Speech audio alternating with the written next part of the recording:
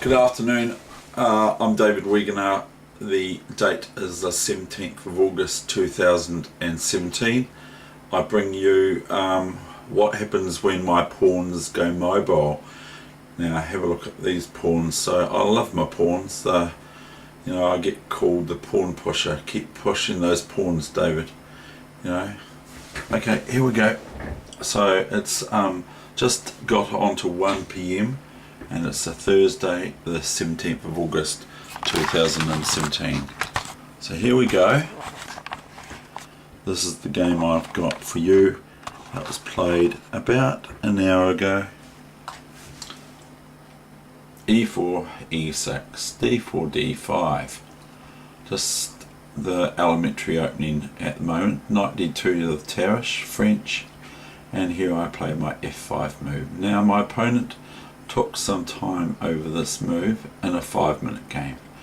Played E5 eventually. I played C5, C3 comes the reply, and Knight C6 attacking the D4 pawn again twice. So white merely defends it with Knight Gf3. I played Bishop D7, developing my bishop. Bishop E2, white develops their white squared bishop.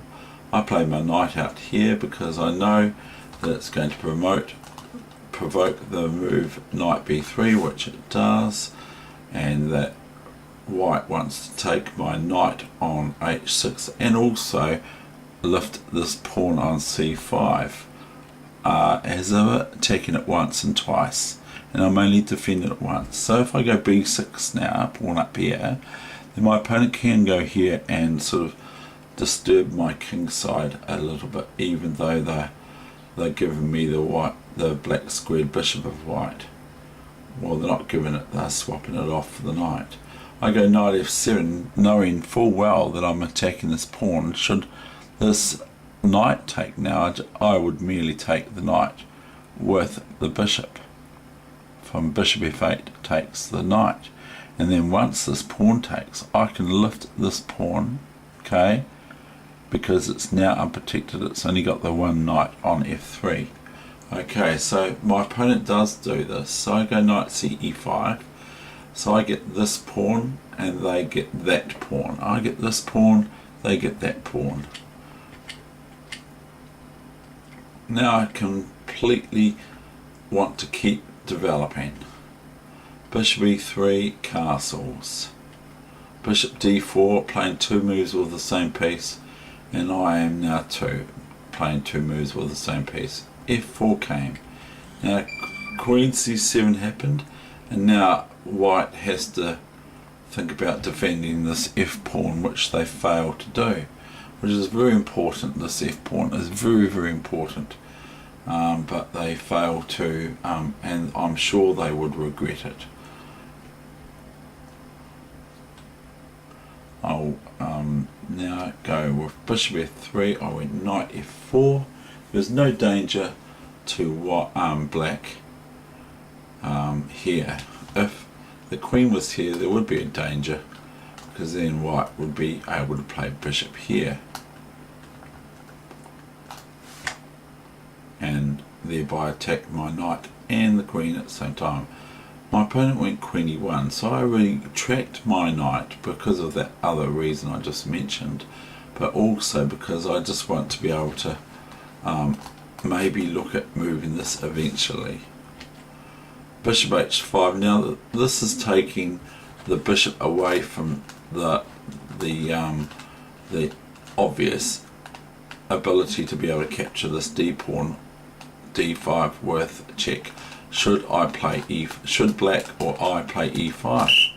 So anyway, my opponent went bishop H5 here, and I go bishop F6. Now I could go E5, but it would be a mistake, because if I go E5 here, okay, we'll just show you, then this is no good for black. Black would lose, because after I take this, then black would be met with bishop E5, and then I'm embarrassed.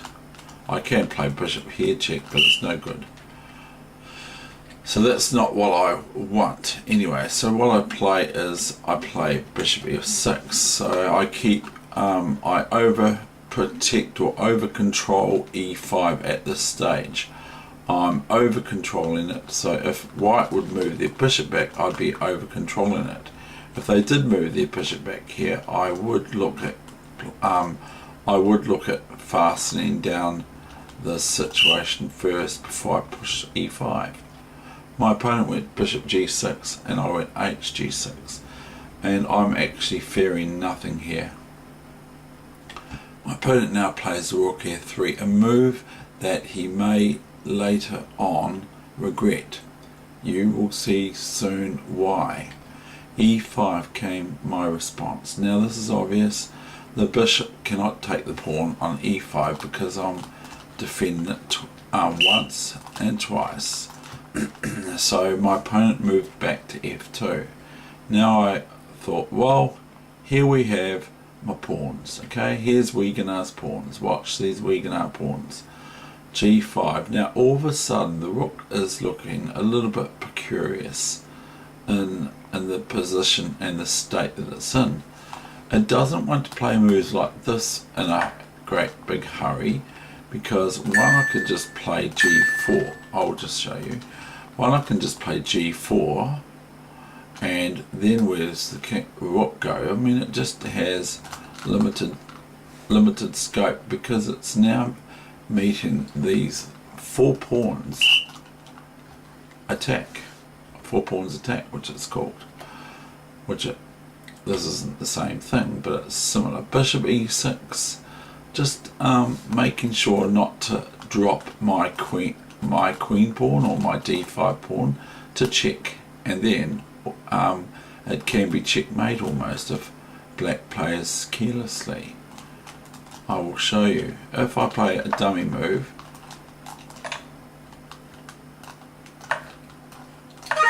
check back. Okay, so that would not be any good, would it? g6, g5. Now we have got the main line, which is queen d2, and I go, no, I don't go there. Oh no, it's not done this, is it? Oh, it's gone and mucked it up. Okay, I'll have to go and get it from the computer now.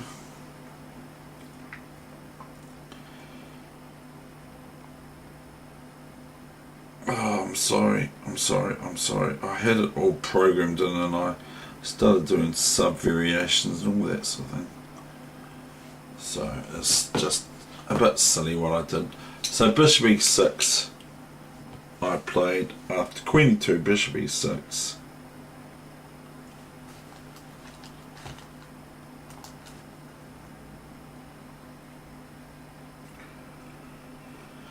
Now my opponent played rook e1, I played g4. Now where does the rook go? It's sort of like meeting this multitude of pawns coming at it.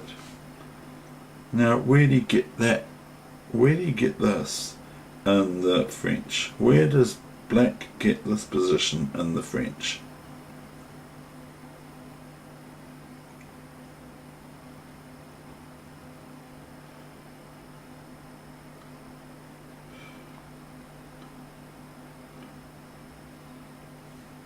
Now my opponent went rook g3. It's sort of like, well, where does he should probably instead go here and lick his wounds, because this is quite horrible.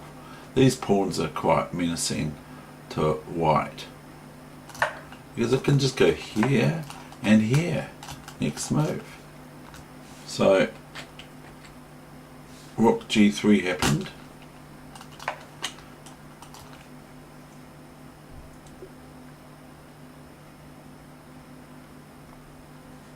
Now I went f4, rook d3. Now I'm thinking, well, white could think of taking this, so I just kind of overprotected. I just protect it twice, even though if now the rook takes, I'm just going to end up a whole rook up. So I go rook a d8 to white playing rook, because that would have entertained, if I hadn't played this, then white could entertain that sacrifice to get rid of some of my pawns, so I didn't want to lose any of them.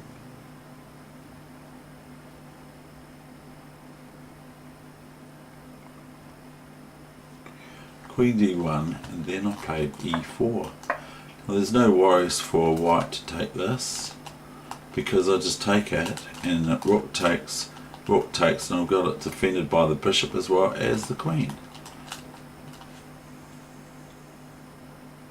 e4, then came rook d2. Now I just went and lost my pawns now in the centre for the sake of a piece.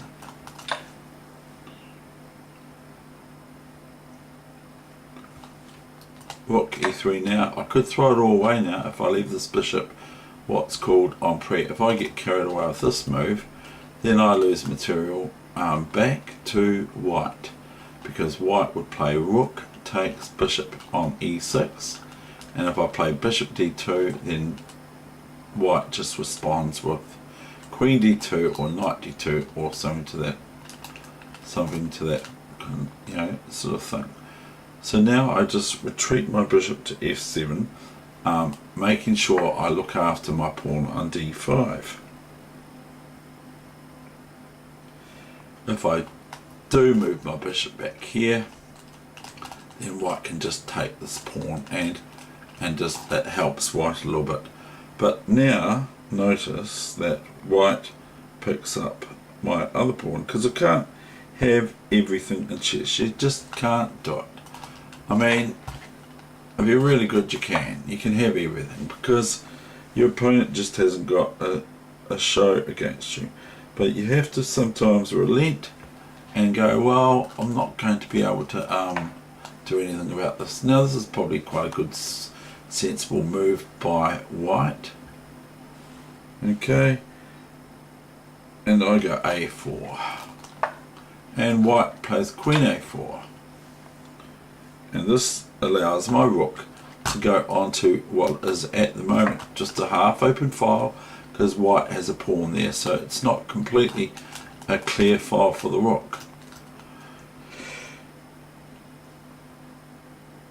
Now the queen goes to b4. I take this pawn with a2, knight d4, rook a1, check, king f2.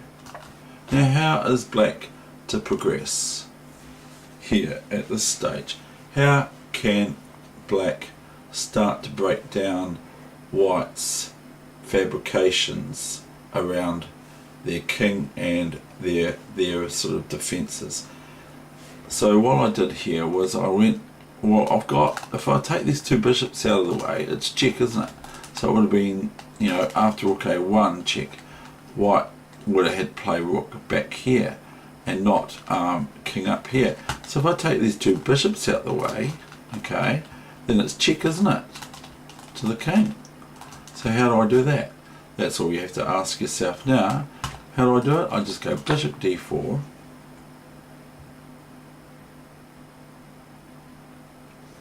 and queen d4, and bishop h5 check.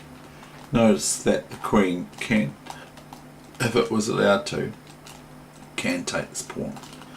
But now white plays rook f3, and I get, because what else? Otherwise I'm just going to go bishop takes e2, and what else can white actually do? White can't go here or here or here, because the rook check, can't go here because of the queen check on c7 checking the king, can't go here. So, and doesn't really want to do this, because then it's entertaining lots of things for black. At least queen takes f4 this time, and then all sorts of things. I would actually entertain this. I'll just show you. I would entertain this. I'm not saying that it's any good, but it would entertain this sort of thing here. You can just about do this, you know, because if king takes, you just go bishop takes and you clear a rook and a piece up. So I mean, like, black's got a one game, frankly.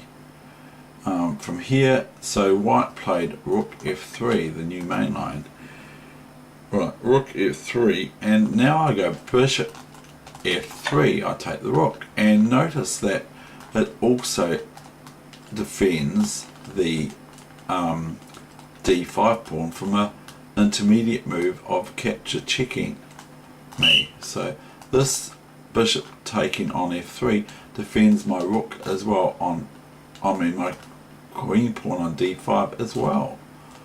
And if the queen takes, then it's all over after that, as far as I'm concerned. We will show you. I will just show you, just for fun. Bishop check, queen takes, bishop takes, queen check, king here, only move, because it is queen here, check, and king here, and bishop here, king here, and rook c1 checkmate. Okay, so that's no good for white, is it? So white did not play queen d5, they went gf3. Now it's soon over, don't worry. New main line, I went queen takes, pawn check. Now have a look at that. Now king e3.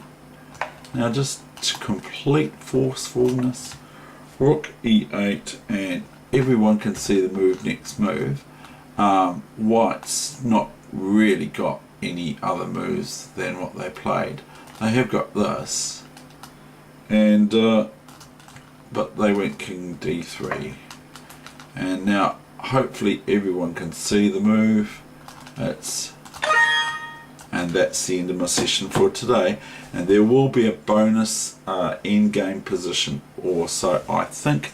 I've got one later on today as well. Okay, so this is week 40, session number 4. Thank you for watching.